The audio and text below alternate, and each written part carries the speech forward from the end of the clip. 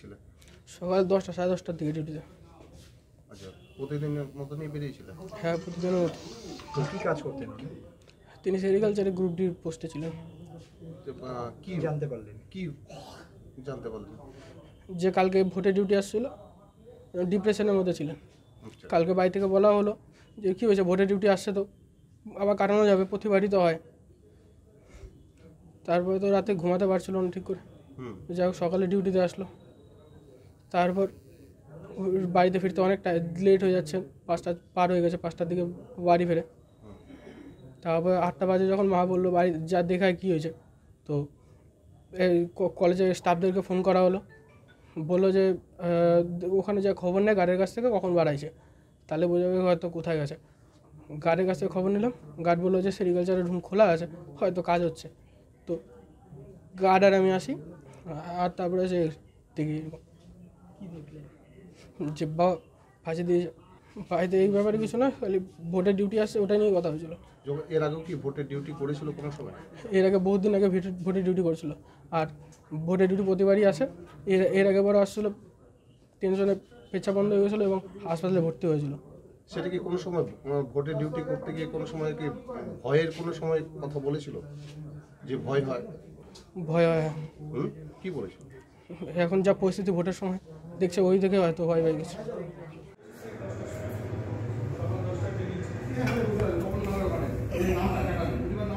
ঘটনাটা অত্যন্ত ভাষায় প্রকাশ করা যাচ্ছে না, এত দুঃখজনক ঘটনা, একটা মর্মান্তিক ঘটনা।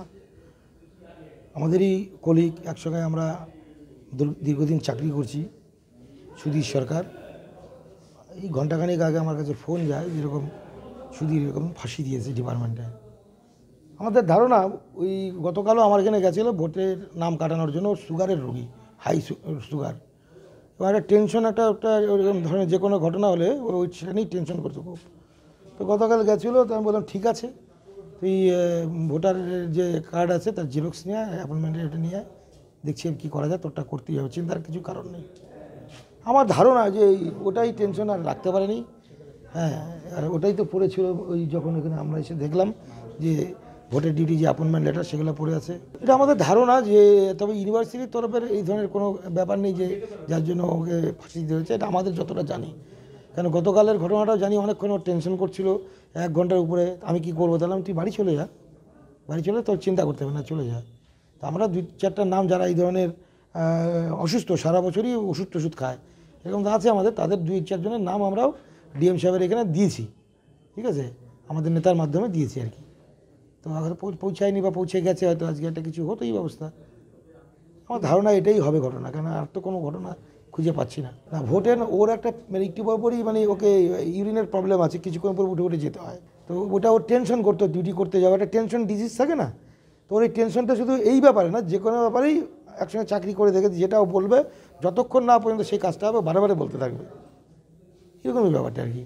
লক্ষ্য করেছে, তো লক্ষ্য করে এসেই তো দেখলো এটা, তখন সিকিউরিটি ছিল, ছেলে এত রাত পর্যন্ত বাড়িতে যায়নি, বাড়ির লোক পাঠিয়েছে, সিকিউরিটি ঢুকতে দেবে না, তার সাথে করে সিকিউরিটি নিয়ে যখন খুঁজতে আসে তখনই দেখে যে এরকম হ্যাঁ কোনো দিন থাকতে হয়, আমাদেরও থাকতে হয় কোনো সময়, ডিপার্টমেন্টের কাজের উপরে নিরাপত্তা রক্ষীরা তাও সবসময় ঘরের দিক দিয়ে ঘুরে বেড়ানো, রাউন্ড মারলো, মেন গেটে দেখলো, পেছনে দেখলো, তো যখন দেখেছে ছেলে এসছে তখনই তো ধরাটা পড়লো, দেখা গেলো এই অবস্থা। তারা তো তারা তো চলে যায় স্বাভাবিকভাবে, প্রতিদিনই সে নিয়ম মাফিক দরজাটা লাগায়, এবং এটা তো ঘটনা ঘটবে এরকম তারা জানেন, ডিপার্টমেন্টটা লাগিয়েও বাড়ি যায়, চাবিটা ওর কাছেই থাকে এরকম, তারপরে অফিসে জমা দিয়ে যায়।